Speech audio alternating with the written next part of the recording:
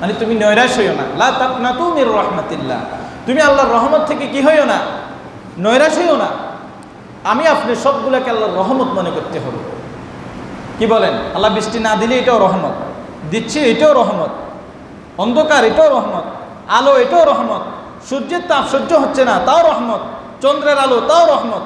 আপনার রহমতের বাইরে কোনোটা বিবেচনা করার সুযোগ নেই, কোনো সুযোগ নেই। আপনি সূর্যের তাপের দিকে তাকাইতে পারেন না, এই জন্য সূর্য অবহেলা করার সুযোগ নেই। চন্দ্রের দিকে রাতকে রাত তাকাই দেখতে পারবেন, এই জন্য সেটা মহাব্বত করবেন এত বেশি, তাও সুযোগ নেই। সেটাও দরকার, এটাও দরকার। ঠিক দুনিয়াটা এরকম।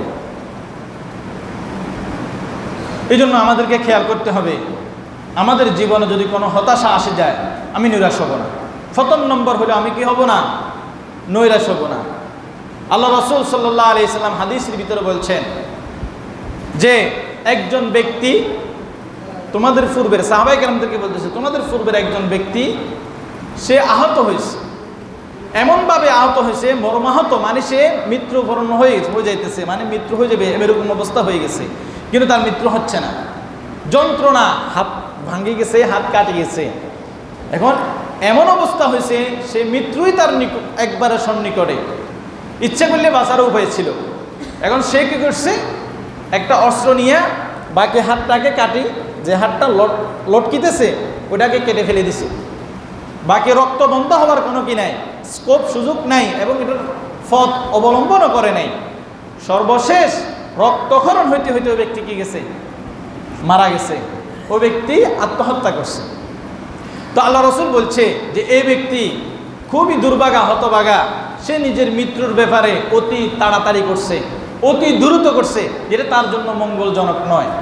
এই জন্য জান্নাত তার জন্য হারাম করে দেওয়া হয়েছে। এই জন্য এই কারণে তার উপর জান্নাতকে হারাম করে দেওয়া হয়েছে।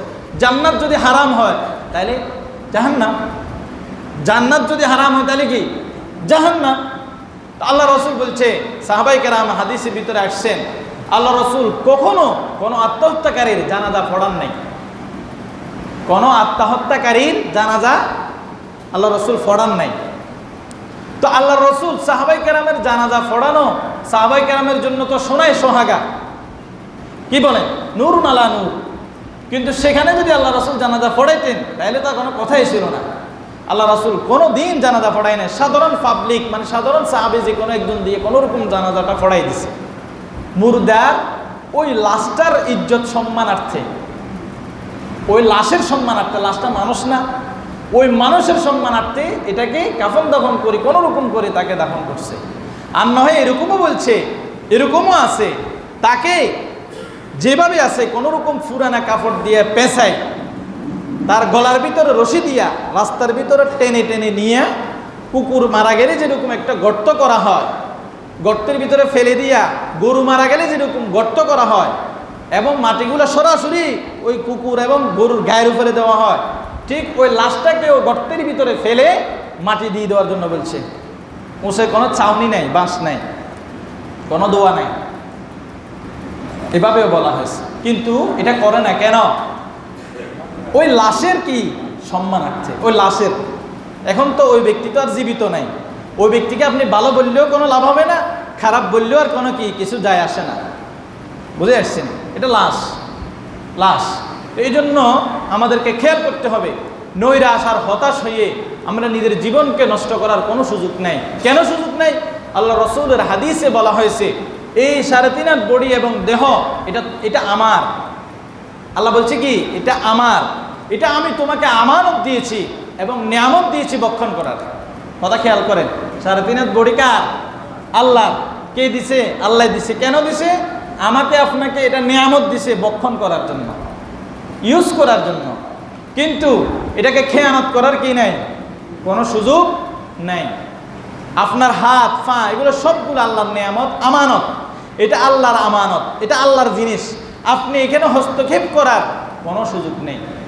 তাহলে আবার আপনি মনে করেন আপনার এই 3.5 হাত বডি সবগুলা রিইউজ করবেন, রিচার্জ দিবেন বৈধগতভাবে, অবৈধ পথে এটা ইউজ করার কোনো সুযোগ নাই।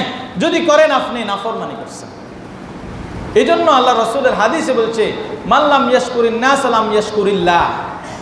যে ব্যক্তি আল্লাহর বান্দার কৃতজ্ঞতা স্বীকার করতে পারে না, ওই ব্যক্তি আল্লাহর কৃতজ্ঞতা তো কোনোভাবেই স্বীকার করতে পারবেনি।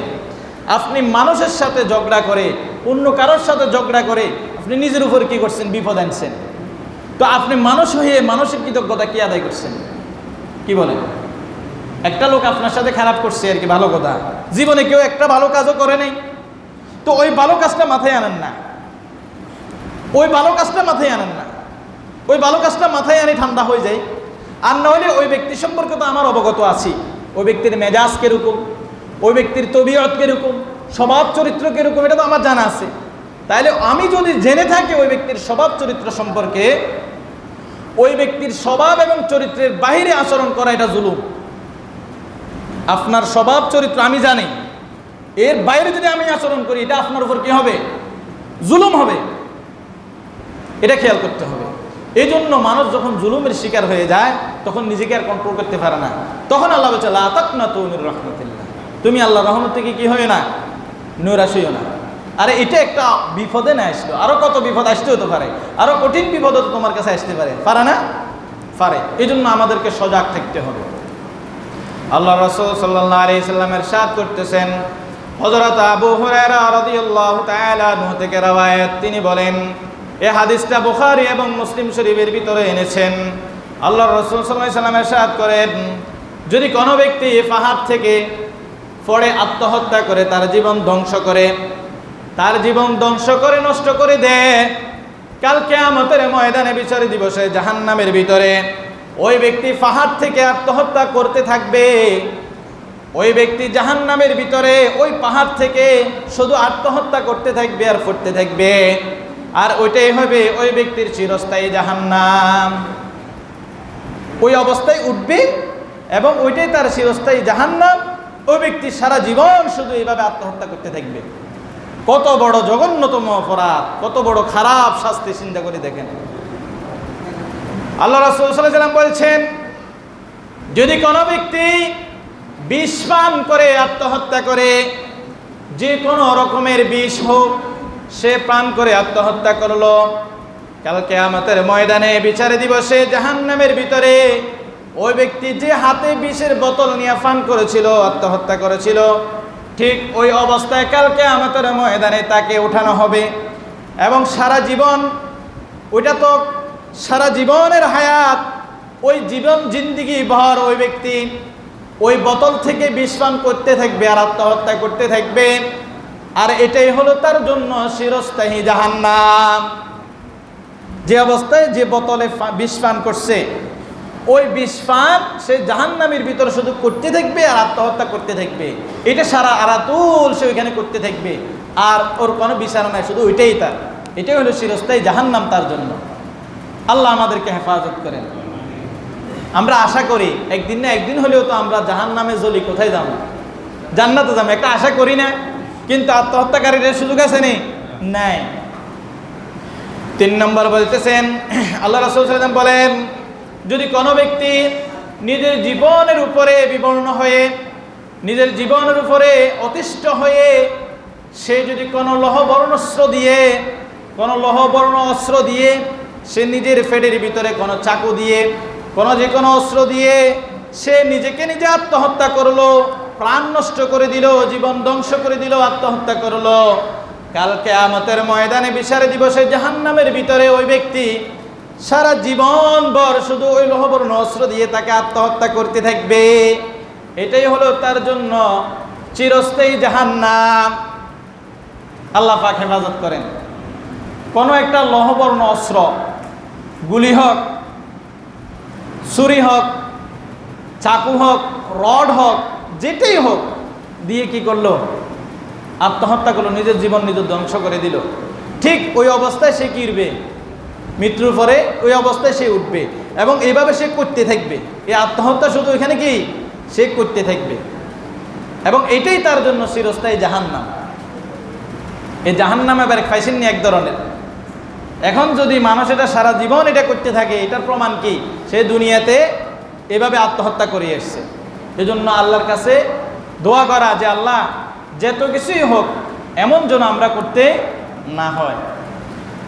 সূরা নিসা এবং সূরা বাকারার 195 নম্বর আয়াত, ওয়ানফিকু ফি সাবিলিল্লাহ ওয়ালা তুলকু বিআইদিকুম ইলাত তাহলুকাতি ওয়া আহসিনু ইন্নাল্লাহা ইউহিব্বুল মুহসিনিন।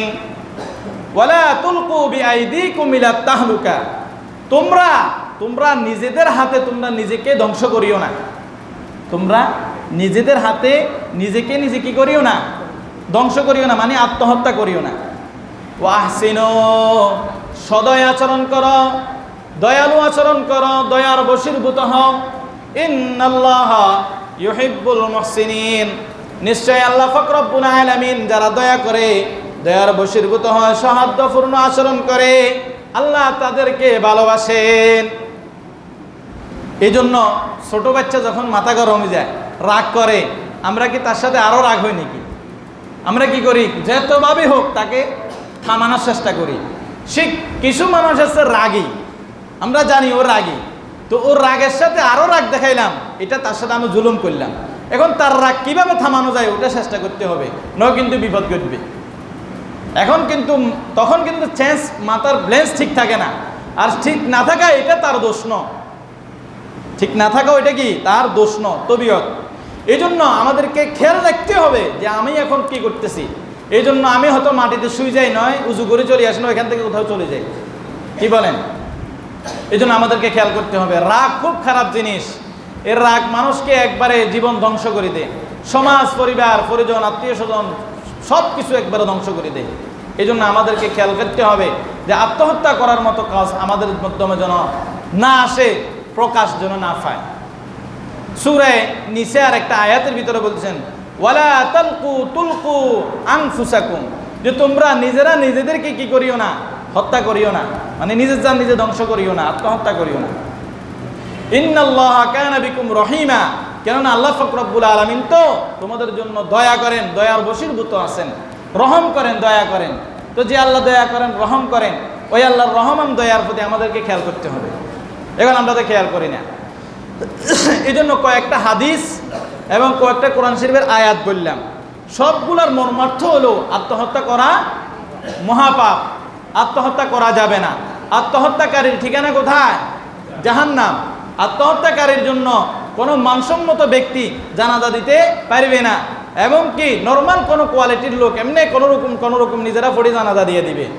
যদি এটা না করা হয়, মানে তার প্রতি ঘৃণা প্রকাশ করা না হয়, এটা যারা সুন্দরভাবে মৃত্যুবরণ করলো তাদের উপরে এটা জুলুম হবে।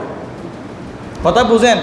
একজন ব্যক্তি সুন্দরভাবে মারা গেল, তার কাফন দাফন করলেন, জানাজা পড়লেন, দোয়া করলেন, কবর দিলেন, দোয়া করলেন, সম্মান দেখাইলেন, আর একজন ব্যক্তি আত্মহত্যা করলো, তাকেও ঠিক এরকম করলেন, বিচার সমান হয়েছে নি? বলেন না, বিচারটা সমান হয়েছে নি? তো এটা ন্যায় বিচার করতে হবে না? ওই ব্যক্তি যে সম্মান পাবে, যে আত্মহত্যা করছে, ওই ব্যক্তি এমন সম্মান কখনো পাবে না। এটা কি আমার কথা? এটা আল্লাহ রসুলের কথা। আল্লাহ রসুল তো নিজেই জানাজা পড়েন নাই, তো না পড়াই তো এরকম বিচার, ঠিক না?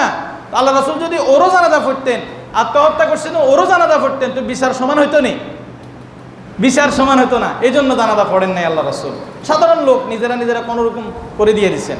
এটা কেন? ঘৃণা, যেন ভবিষ্যতে এরকম আর কেউ আত্মহত্যা না করে, এটা খেয়াল করতে হবে। এখন এটা মনে করিয়েন না, আরে আর ভাই, আর বোন, আর নিজের লোক মরে গেছে, হ্যাঁ জানাজা হইতো না, কিনলে হটলে কিছে, হ্যাঁ জানাজা হে মরে গেছে, এমন লাশি আর কি না থালাই দিবনি, হ্যাঁ এই করতে হইব, ত্যান করতে হইব না, এটা জুলুম। ন্যায় বিচার করতে হবে আপনাকে। আপনি নিজের ভাই হোক, আপনিও ঘৃণা প্রকাশ করেন না, ভবিষ্যতে তো আরও এরকম ঘটবে, বুঝেন নাই? আমার বোন, আমি ঘৃণা প্রকাশ করতে হবে না, তো ভবিষ্যতে আরও এরকম ঘটবে, যেন ভবিষ্যতে না ঘটে। এই জন্য আমাদেরকে সজাগ থাকতে হবে, খেয়াল করতে হবে আমাদেরকে। এবার আসেন হুজুর, এখন এই পৃথিবীতে থাকা আমার পক্ষে সম্ভব না, এই আমি আত্মহত্যা করব, এরকম মানসিকতা হয়ে যায় না? এখন কারো কাছে শেয়ার করলে তো হয়তো সে আগলে নিল, আচ্ছা তুই আর লগে চল, কি হয়েছে না হয়েছে বুঝবো, 2-3 দিন তার লগে রাখছে, নি মন মাঝে পাল্টাইছে, পাল্টাইছে তোমার কাছে থাকি দেয়া, যাও খবর হইব। এরকম বন্ধু আছে না নাই? এখন কেউর কাছে যদি যান তো কিরবি থাকি, আর এই পরিবারে থাকে আর কিরবি, মরে যা কই, কনে চাইব তোরে, মরে যা কই, কনে চাইব তোরে, হয়নি? বন্ধু বেশ কম আছে, এমিয়ার কাছে গেছে না, মিয়া লই গেছো গো আমরে, মন পাল্টাইলে, আর এমিয়ার কাছে গেছে কিরবি দেয়, তোর বাপ দাদা ইচ্ছা আছিল, মরে যা কই, এই মানে মেলা জেলা হালা দিছে। তো এখন ঘরেও হইলো না শান্তি, পরিবারেও হলেও না শান্তি, সমাজে হইলেও না শান্তি, বন্ধুর কাছে হইলো না শান্তি, তো কি দিব? টেনির তল ছাড়ার উপর আসেনি না, টেনির তলেও যাইয়েন না, কারণটার কাছেও যাইয়েন না। কি করবেন? আল্লাহ রসুল হাদিসে বলে দিছে, তোমার যদি মৃত্যুর প্রয়োজন হয়, তুমি এই পৃথিবীতে আর বাঁচতে না, তুমি আল্লাহর কাছে দোয়া করো। কি দোয়া করবে আল্লাহর কাছে?